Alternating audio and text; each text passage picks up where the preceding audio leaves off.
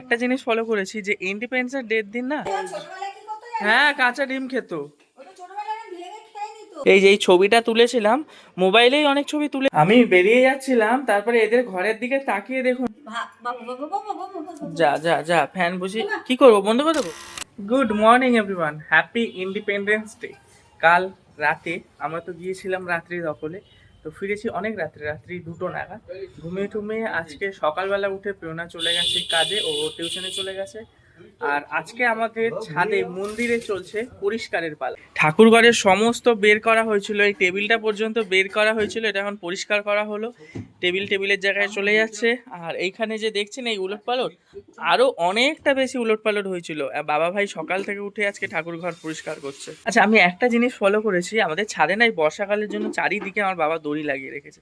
একটা জিনিস ফলো করেছি যে ইন্ডিপেন্ডেন্স ডের দিন না আমাদের ওয়েদারটা এত সুন্দর হয়ে যায়। কিভাবে হয়, কি একটা কাকতালীয় ব্যাপার কিনা জানি না, খুব সুন্দর ওয়েদার হয়ে যায়। অনেকদিন আমাদের গাছগুলো আপনাদের দেখানো হয়নি, ছাদে এসে ভিডিও করলেই মনে পড়ে গাছ দেখানোর কথা। দেখুন কত ফুল ফুটেছে, বর্ষাকালের জন্য না প্রচুর বেশি ফুল ফুটছে। তাও তো আমার মনে হচ্ছে আজকে একটু কম ফুল ফুটেছে, না হলে এই দিকের গাছগুলো পুরো ভরে ভরে ফুল থাকে।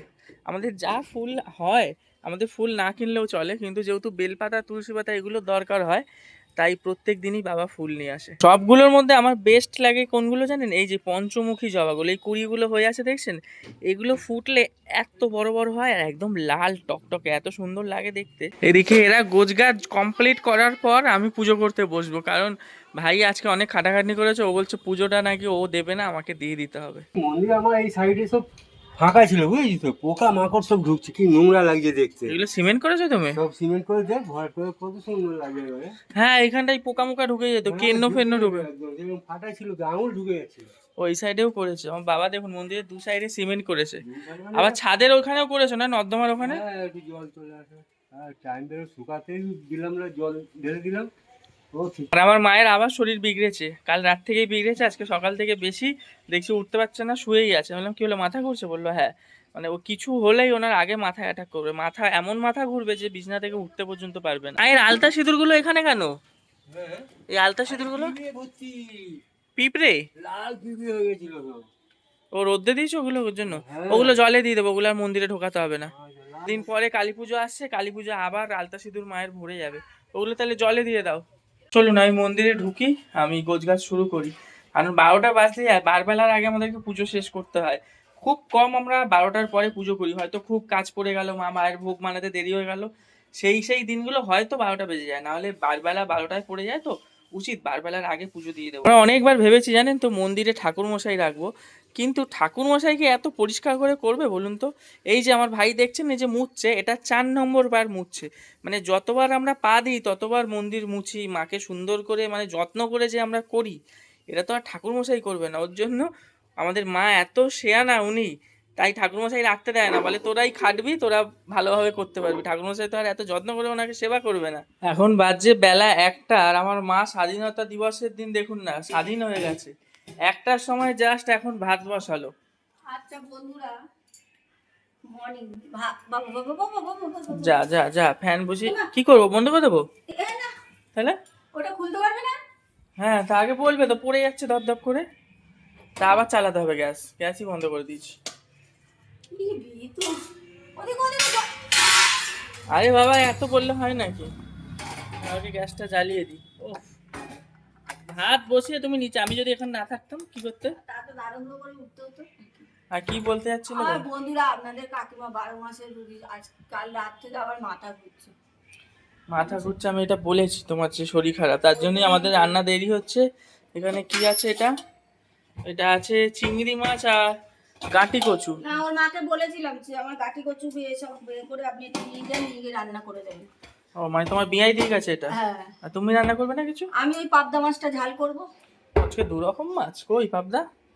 কই পাবদা? সেই পাবদাগুলো সেই আমি এনেছিলাম না? আমি কাল পরশুদিন গিয়ে বৃষ্টিতে ভিজে ভিজে নিয়ে ও, আসলাম। আমার পাবদাগুলো শেষ, আমি যে এনেছিলাম কদিন আগে। ভেটকি মাছ আর পাবদা মাছ আমি আনলাম না। হ্যাঁ, ভেটকি মাছটা খুব ভালো ছিল, আমার মা ভালো ভেটকি মাছ এনেছে, কিন্তু পয়সা দিয়ে অত দামি মাছ আনলে এমনিই ভালো হবে মা। তুমি জীবনে আনবে না মা। আর কালকে আমি দেখুন না ঘরে কতগুলো লেবু নিয়ে এসেছি, কেউ খাবার নেই লেবুগুলো। না, ছখানা শরবতি লেবু নিয়ে এসেছিলাম, একখানা আমি খেয়েছি, 5খানা আছে। আজকে 5 জনে 5খানা উপরে খেয়ে নেবো, ঠিক আছে? আচ্ছা, আমাদের দইটা কি শেষ হয়ে গেছে? দইটা কই? শেষ দই। এই দই নিয়ে বাবা, ফ্রিজটা খুলতে খুলতে পট করে খুলে যায়। এইটুকু দই আছে মা, তুমি তো একদিনও মানে দইটা খাওনি। ওইটা কি হচ্ছে, তুই আমি কি করবি? দই আনতে হবে তাই বলছি, একদিনও খেলে না, 1 কিলো দই নিয়ে আসলাম। এই টক বলে খাচ্ছে না, কিন্তু এটা টকের জন্যই আনা, টক না দইটা না, খাওয়ার টক জন্য। দই আমি খাই, এই প্যাকেটের ওই যে তুই যে গ্লাসটা আনবি ওটা ভালো। গ্লাসটা মানে? ওই যে আরেকটা গ্লাসে তুলেছিলিস তো, হ্যাঁ, এরকম তো ওইটা একই তো। না, ওটা আরো বসা দই। কি অবস্থা, বসা দই খাবে, প্যাকেটের দই খাবে না, না। ওটা আমার খুব টক লাগে। বসা দই আনলে আমি খেয়ে নেবো একবার। ঘরে আসলাম, ঘরে একটু কাজ আছে, কাজ আছে বলতে একটু বেডশিটটা চেঞ্জ করব। কেউ না বলে গেছিলো করবে, কিন্তু ও সকালে বেরিয়ে গেছে, দুপুর বাজবে 2টো আসতে, আবার হয়তো 4টের মধ্যে বেরিয়ে যাবে, খেয়ে দিয়ে বাচ্চারা একটু রেস্ট করতে পারবে না, তারপর বেডশিট নিয়ে পড়বে। তাই ভাবলাম এখন ফাঁকা আছি যখন, বেডশিটটা চেঞ্জ করে দিই। আর একটা জিনিস দেখাচ্ছি দেখুন, দার্জিলিং এর সব ভিডিও এখনো চ্যানেলে আসেনি, আপনারা আস্তে আস্তে দেখতে পাবেন, প্রত্যেক দিনই দেখতে পাবেন একটা করে, এখনো অনেক ভিডিও আছে দার্জিলিং এর। তো যাই হোক, টি ফরেস্টে গিয়ে যে চা বাগানে গিয়েছিলাম, যে চা বাগানে গিয়ে এই ছবিটা তুলেছি, ছবিটা দেখাচ্ছি ব্যাক ক্যামেরা করে। এই যে এই ছবিটা তুলেছিলাম, মোবাইলেই অনেক ছবি তুলেছি, তো প্রেরণা বললো একখানা হার্ড কপি ওদের থেকে করিয়ে রাখি, ক্যামেরাম্যানগুলোর একটা ছবি তোলা হবে, মানে ওদের কাছ থেকেও একটা ছবি তোলা হবে। আর আমাদের ঘরে একটা ফটো ফ্রেম আছে না, ও ওখানেই ডিসিশন নিয়ে নিয়েছিল যে এই ফটো ফ্রেমটায় আমাদের এই ফটোটা লাগিয়ে রাখবে। তো তাই জন্য এই ফটোটা তুলেছিলাম ওখান থেকে, আর আজকে এখন আমি চেষ্টা করব ওটার মধ্যে লাগিয়ে রাখার চেষ্টা করব। কেন বললাম বলুন তো, ওইটা না মানে এতটাই ওই পেরেক লাগানোর মুখটা ছোট ফটো ফ্রেমটা, যে পেরেকটার মধ্যে লাগানোটা চাপ হয়ে যায়, তাই জন্য বললাম চেষ্টা করব। চলুন, লাগানো হয়ে গেলে দেখাচ্ছি। কি কপাল দেখুন, ফটো ফ্রেমটা নিয়ে এসে দেখছি উল্টো করে যে এখানে আবার এই স্ক্রু দিয়ে লাগানো আছে, মানে এগুলো স্ক্রু ড্রাইভার ছাড়া খোলা যাবে না। আর এখন আমার কাছে স্ক্রু ড্রাইভার নেই, এ আমার কর্ম নয়, বাবার কর্ম। এই জন্যই তখন আমি বললাম যে চেষ্টা করব লাগাতে, লাগিয়ে কতটা উঠতে পারবো জানি না। দেখি সাইজটা ঠিক, হ্যাঁ সাইজটা ঠিক আছে, দেখুন সাইজটা হয়ে যাচ্ছে। দেখি বাবার কাছে যাই, স্ক্রু ড্রাইভার নিয়ে আসি, নাহলে বাবাকেই ধরে দিয়ে দিই পুরোটা, বাবা লাগিয়ে দেবে। এইটার পেছনে আমি টাইম ওয়েস্ট করবো না, আমি বেডশিটটা ফট করে চেঞ্জ করে দিই। এবারে বেডশিট থাকে কোথায় সত্যি কথা আমি জানি না, এবার এই খোপটায় না, এই খোপটায় মনে হচ্ছে এই খোপটাতেই থাকে। দেখি আবার খুলে চাবি এইটার কোথায় জানি না। এগুলো বেরোনাই আসলে হ্যান্ডেল করে তো, এবারে কোন বেডশিটটা পাতবো এটা আর একটা চাপের ব্যাপার। এইটাই পেতে নিই, এটা সামনে আছে, বালিশের ওষার ফোষার সমস্ত দেওয়া আছে, এটাই পাতি। রান্না বান্নার ক্ষেত্রে আমি যেমন ভাতটা রান্না করতে পারি, উপর দিতে পারি না, এই বিছানা পাতার ক্ষেত্রে সবটা পারি, কিন্তু এই বালিশের ওয়ার পরাতে পারি না। বালিশের ওয়ারগুলো খুলে নতুন যে বালিশ ওয়ারটা পরানো হবে রেখে দিয়েছি, প্রেরণা এসে বাকিটা পরাবে। Good evening. সেই দুপুরবেলা বেডশিট চেঞ্জ করার সময় আপনাদের সাথে দেখা হয়েছিল, তারপরে বেডশিট চেঞ্জ করতে করতেই না প্রেরণা ফোন করলো যে ওর পড়ানো হয়ে গেছে, আমি ওকে আনতে গেলাম, তারপরে ও স্নান টান করলো, আমরা খাওয়া দাওয়া করে শুয়ে পড়েছিলাম। এখন বাজছে সন্ধ্যে 6টা, প্রেরণা বেরিয়েছে 5:30 নাগাদ, ওর পড়ানো আছে। আর একটা কথা আপনাদেরকে বলা হয়নি, আজকে আমাদের একটা ইনভিটেশন আছে, যেটা হলো প্রেরণার মামা বাড়ি, মানে আমার মামা শ্বশুরের বাড়িতে একটা কি পুজো আছে, মনে হয় সাই বাবা না কিসের একটা পুজো আছে। তো সেই পুজোতে সকালবেলায় আমাদের যেতে বলেছিল, আমাদের সময় হয়নি, তাই রাত্রেবেলা আমরা যাব। মোটামুটি আমাদের যেতে তাও রাত্রি 9টা 9:30 বাজে। সেই দুপুরবেলা দইটা খাওয়ার ছিল, খেতে ভুলে গেছি, এখন আসলাম নিচে, এই যে দইটা আছে, আজকে শেষ করে দিই, কালকে আবার নতুন প্যাকেট আনা হবে।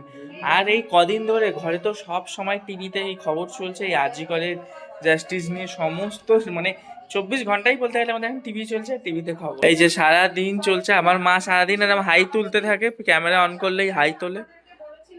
আর টিভিতে আবার কি খবর, কি অবস্থা। কিন্তু দুঃখের বিষয় হচ্ছে দইটা এক্ষুনি ফ্রিজ থেকে বের করলাম, এক্ষুনি খাওয়া যাবে না, যদি খাই আমার গলার অবস্থা এসে কি তাইসি হয়ে যাবে। তো এই দই খেয়ে তো আর পেট ভরবে না, দেখি ভালো কিছু স্ন্যাক্স বের করবে কিনা। কি গো, কিছু একটু টিফিন টিফিন বানাবে স্ন্যাক্স? হ্যাঁ, স্ন্যাক্স কি বানাবো? একটু কিছু টিফিন। খাওয়ার লোক নেই? আমি জলজান তো খাওয়ার লোক আছি, খাওয়ার লোক নেই? কি অবস্থা, আর কি খাওয়ার লোক চাই আমার মা, আমি আছি ঘরে খাওয়ার জন্য, যে খাওয়ার লোক নেই। টিফিন খাবো, টিফিন খাবো, দেখুন আমার মা বানিয়ে দিচ্ছে ডিমের অমলেট। এই বাবা দেখ তো, বাবা নুন দিয়েছি নাকি ভুলে গেছি। দেখবো মানে কি করে, কি করছো তুমি? চলো, আমি নাকি ডিমটা আস্তে মুখে দিয়ে দেখবো। দেখ দেখ একটু দেখ, এই বাবা, ওকে সত্যি, নুন দিয়েছি নাকি দেখ। এই বাবা ও আবার মুখে দিল ওটাকে, বুঝে যাচ্ছে না, আমি খেতে পারবো। ইস, কাঁচা ডিমটা ও আবার মুখে নিল, হ্যাঁ? এ বাবা, ও ছোটবেলায় কি করতো জানো? হ্যাঁ কাঁচা ডিম খেত। ও তো ছোটবেলায় না ভেঙে খেয়ে নিত। ইহি, 2-3টে করে। তুমি আমার ভালো করে ডিম ভেজে দাও ভাই, এটা দেখে আমার আরো ঘেন্না লাগবে। কটা ডিম দিয়েছো? এটা মোটা হচ্ছে। দুটো? তুই তো বললি 2টো ডিমের খাবো। দুটো ডিম মানে একটা একটা করে আলাদা আলাদা, দুটো ডিমের একসঙ্গে?